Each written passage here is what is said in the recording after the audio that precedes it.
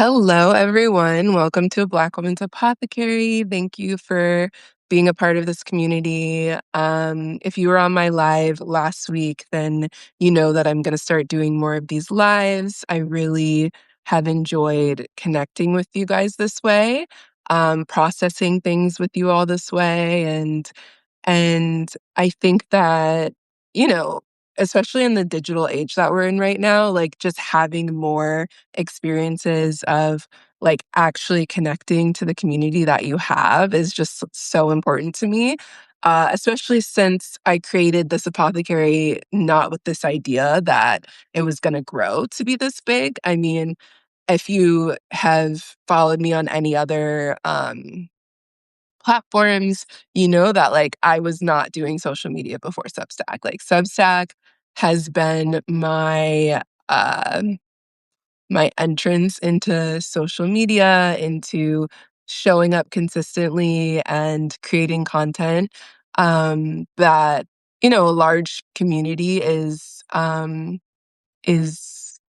taking in. So it's just been its own journey over the last year that I've been doing this, of learning consistency, learning what my community really wants to see from me, learning what's going on in terms of like cultural trends and like what to write about. And also just like letting my creativity flow into the space, my creativity, my background in medicine, kind of merging that and mixing that. So I just want to say I'm so grateful for you all that are here and that are part of the apothecary. I'm grateful for all of the members that are in the exclusive paid membership. That obviously helps me keep this going, keep writing stuff for you all that hopefully is changing your life like it did mine. Um, I Yeah, I mean, just to give you some life updates, because why not? We're here. I am moving more into just doing content creation full time. So if you know me, you know that I like left my job as a medical doctor last year and kind of threw myself into the content creation space through Substack, but then also have been consulting on the side for like women's health technology companies. Women's health is really my like bread and butter, my jam. That's what I was practicing before this. And in that, I've realized that a part of me like really also wants to show up in the context of videos. And so I've been exploring more with Instagram, and that's been actually somewhere that I've been really focusing on for the last couple of weeks. So that will be more integrated with my Substack, and like my Substack and Instagram will kind of go together. And I'll just be talking about the things that I talk about on here. I'll be incorporating some more stuff about women's health and women's health technology, trends, and things like that. And then beauty, skincare, all the things that I still talk about and love to talk about. So you'll get a little bit of that here, and then you'll get that also on my Instagram. Okay. Updates, I think, are done. Yeah, so I wanted to hop on here and just really talk and process the piece that I wrote earlier this week. So if you didn't catch it, it came out on Monday. It was called The Death of a Good Girl, of the Good Girl. And this piece really was one of those like writing pieces where I was just kind of like, I don't know how much I'm teaching with this. Like, I don't know how much of you all are going to relate to this or are going to feel really like heard in this piece. But it was just something that I was moving through, like this experience of having something emotionally volatile happened to me after months of not really having any of that in my life, kind of making it a point to not have any of that in my life. And then having something come through that really just took me outside of myself. And, you know, the dynamic at the time, like I couldn't really see it in this way where I was like looking back on it and being like, oh, that's my good girl tendencies like coming out. But it was like enough of me kind of catapulted back to the old dynamic that I was in, that I was like, okay, this is this is something I need to look at. This is old. And why is it old? Like, what is this deeper kind of experience I'm having that I'm observing myself in this old dynamic? So that's when I sat down and I was like, okay, why do I care so much what this person or this experience or this situation is thinking of me? Like, why do I care so much about something that, one, I can't control, two, is just really showing me a clear situation. Like it's not actually doing anything other than showing me how to move forward. Like when we have people who come into our lives or situations that come into our lives and they cause us to get angry or just like triggered, really emotional for whatever reason, it's just to show us a path forward. Like it's that's all it's trying to do. It's not meant to like yeah, like bring you down or cause you to just feel outside of yourself, you know? And so when we do have moments like that, it's just really important to pay attention to them. And like for me, that process literally looks like me piecing apart what is going on, like genuinely being like, okay, what is the situation? What am I feeling? What does this feeling relate to? And how can I resolve it? That's literally like my 1-2 that I do in my journal anytime I have something come up that's like really out of body. And in that moment that I was experiencing this like really emotional, kind of chaotic week, I was like, I just feel like I'm so tired of needing people to believe that I'm good. Like, I'm so tired of it. I went through my 20s as, like, a yoga instructor. I was honestly really into, like, the woo-woo, like, spirituality scene. I wrote about that in my Substack about, like, new age spirituality. I was going on yoga retreats all the time. I was teaching yoga retreats. I was really in this space of, like, spirituality and, like, essentially needing to everything to be good and, like, you needing to, like, project this, um this persona that you're good, right? So that you can receive the awards from it or whatever, the success, the goals that you're trying to reach from being good. And I wrote about how that was a continuation from my childhood. Like, I think most people who move into healthcare, regardless of what their reasoning is, there's some form of needing to be the martyr, needing to be good, needing to prove to everyone that you're a good person, that you're caring, that you're, you know, essentially available and like just good.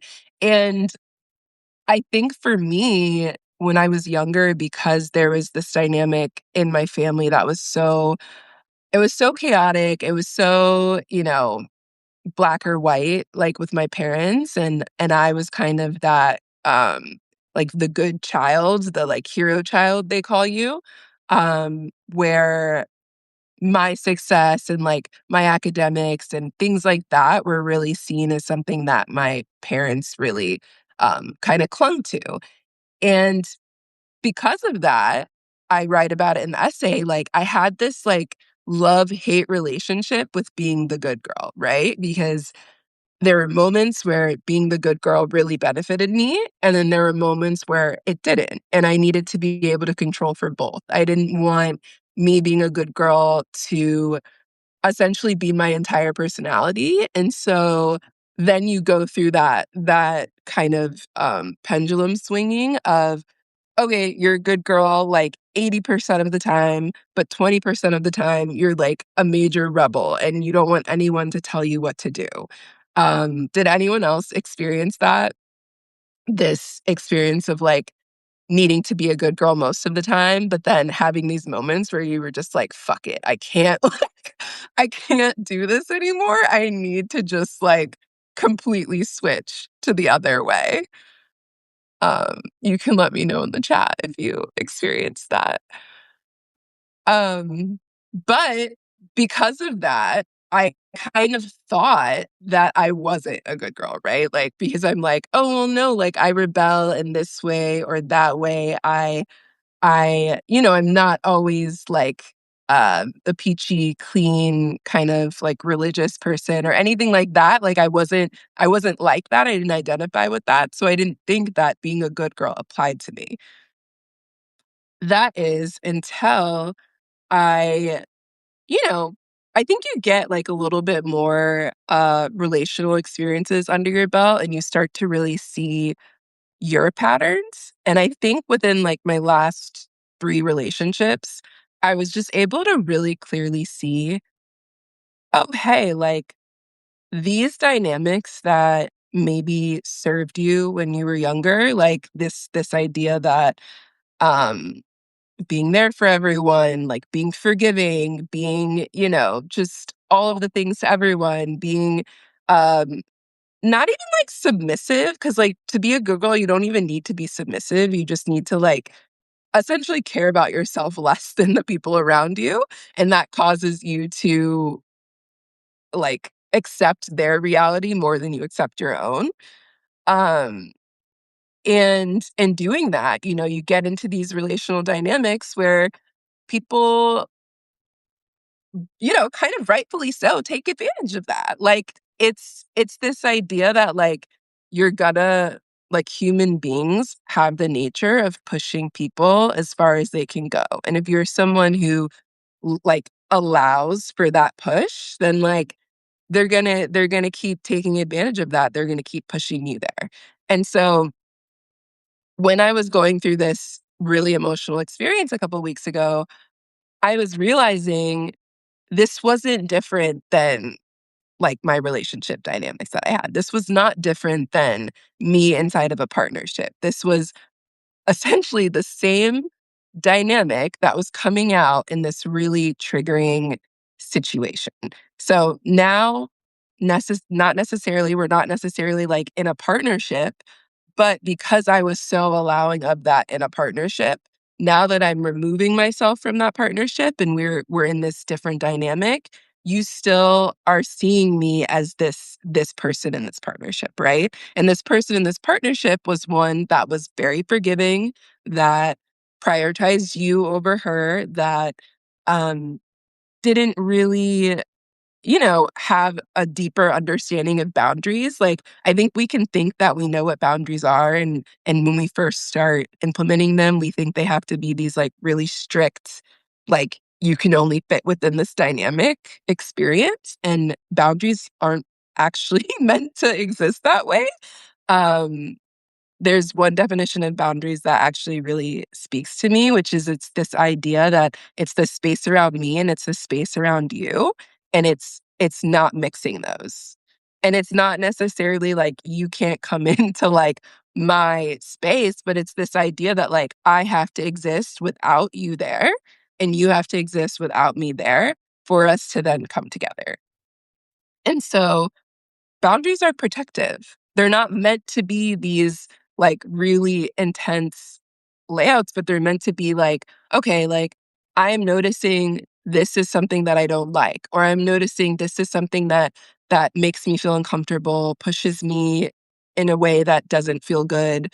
All of these things, and that's the feedback that you take in, and then you're like, "Okay, well, no more of that," or, "Okay, well, this is what needs to happen in order for this situation to work for me." So it doesn't necessarily have to be so, like, rigid, but when you're new to working with boundaries and you're new to working with them in a partnership or a relationship, you essentially think there's either no boundaries or there's these rigid boundaries. And because of that, you get into this, again, dynamic with, okay, I wanna keep the peace. I want everyone to like me. I want everyone to feel okay, especially as BIPOC women, like, that is what we're taught. We're taught to make other people feel comfortable, and because of that, we create these, like, subconscious dynamics within ourselves that essentially control for our circumstances around us, and because of that, we get locked into these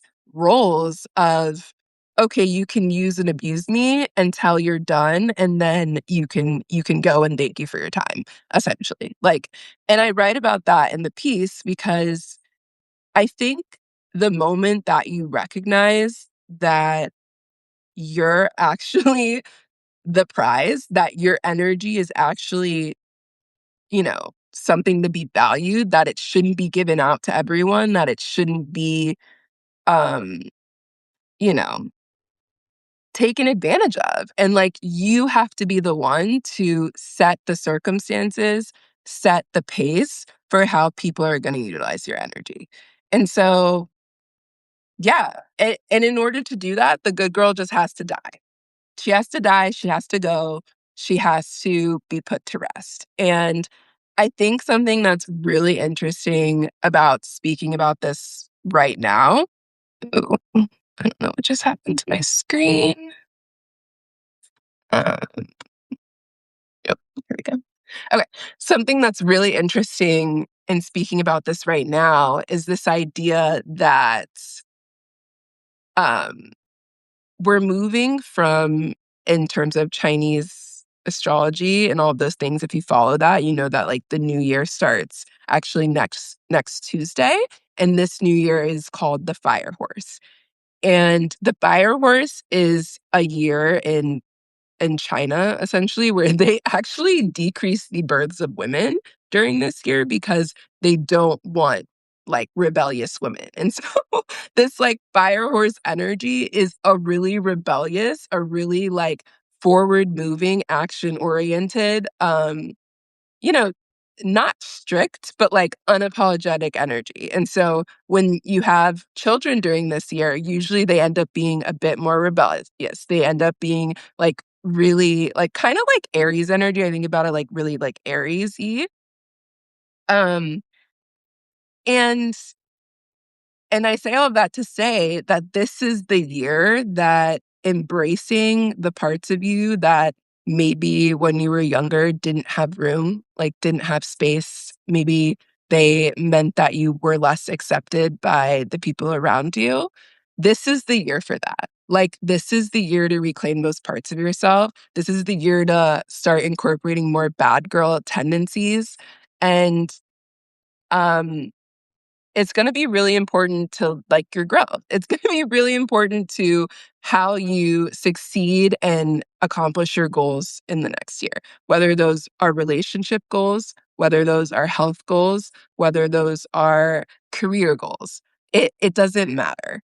Um, and I say all of that to say, like, you know, when I created this space, like I thought I was mostly just going to be talking about health and wellness and medicine. And, I genuinely just thought that that is what I would be writing about. And if you actually go back to my first couple of articles from the first couple of months, it was genuinely a lot of just health and wellness.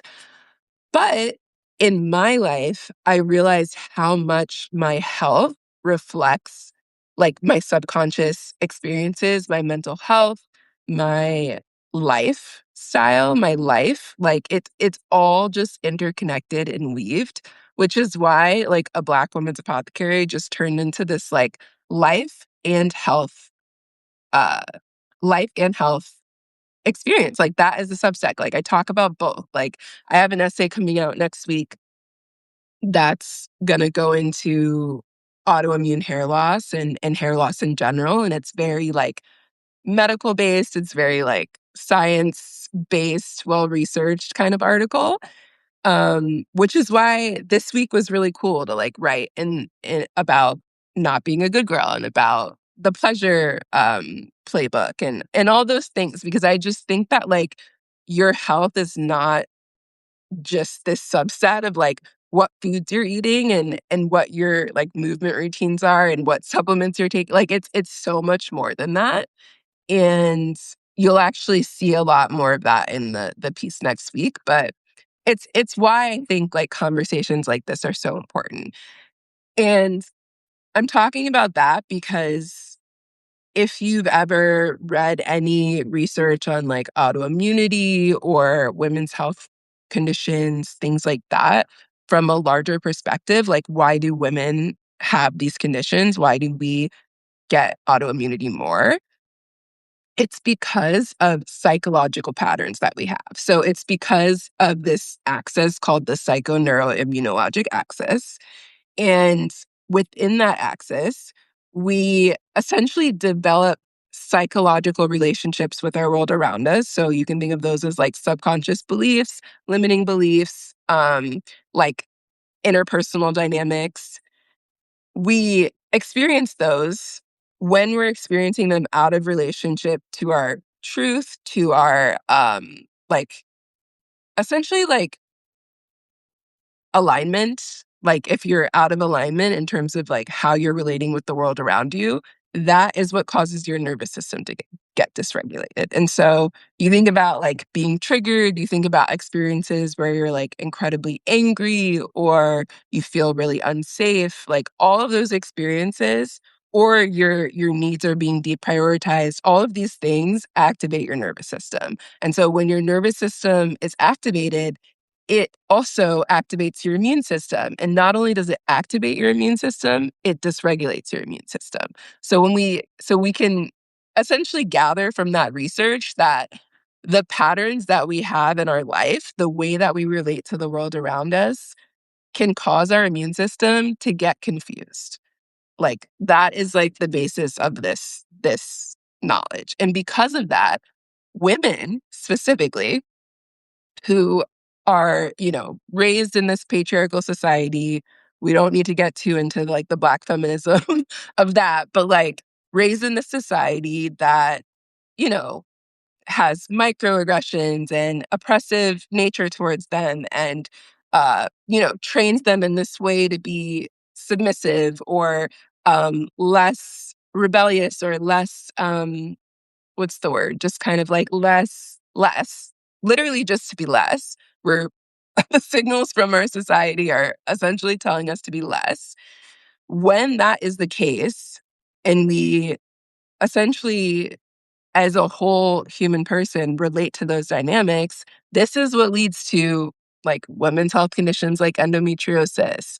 We talk about fibroids and how that relationship is a really like, it can be like a mental relationship to your body, all of that. Um, Autoimmunity, rheumatoid arthritis, autoimmune hair loss, lupus, all of these things that women are suffering from at significantly higher rates have to do with our relationship with the world around us. So, yeah. So that's a lot to take in, but if anyone has any questions, they can ask some of them now. So I'm not just talking at you all. And then I can keep going if no one has any questions. Okay. I don't see anything. There's so many of you here. Thank you for being here. Okay, just scrolling through all of this.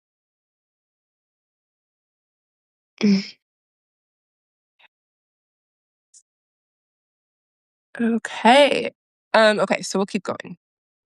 So, with all of that being said, it's why it's so important to deconstruct this dynamic that we have with being good. Like, we have to piece it apart. We have to tear it apart. We have to take it off the pedestal, the take it out of our protective arsenal of resources and implement other ways to protect ourselves, other ways to, embrace a more authentic existence. Like when your priority is being good, when your priority is being liked or having others be comfortable around you, you deprioritize your truth, you deprioritize what your authentic feelings are, what your authentic thoughts are, and just like authentic ways to move through the world. And so I want to give you some like just tangible ways that I am currently taking my power back, currently embracing being the not good girl or bad girl or whatever version that you want to call it. Essentially, I'm just being myself, right? Which is like we have good and bad in us all the time. It just like makes for a neutral existence. And we should be embracing both. Like because we're so prone to leaning into the good side, it's why we need to talk about leaning into the bad side. And when we're resourced, like we can lean into good stuff, you know? But like first we need to be resourced. And so I wrote a piece a couple of weeks ago on people pleasing. And one of the main ways that you give your power away, that you kind of submit to this kind of good girl persona is by people pleasing. It's genuinely a problem. There's research that shows that people pleasing, like the act of people pleasing, is correlated with autoimmunity. Like it's genuinely like a direct correlation essentially because in order to people please, you have to prioritize the needs of others before yourself. And so in that article, I outlined a couple of ways that like I've stopped people pleasing. And I think that those also speak to not being a good girl. One of them is like keeping track of your yeses and nos, like and how that feels in your body. Um, I don't know if any of you know about like human design, but it talks about like how we energetically make decisions and how like our body feels when we're making certain decisions. And so for me, like if something's a yes, I should feel really excited about it. Like I'm a generator, so I should feel really, really like lit up by it no matter what it is. Like it should be like, oh hell yes. Like it should feel like that. And when it's a no, it can feel a little confusing. It can feel a little gray, even. Like I might not even know that the answer is no because it can feel um, so like blah. Like it just doesn't feel like anything really. And so for me, I had to start clocking and coding that as a no. Like, so if someone asks me, do you want to go out tomorrow or whatever?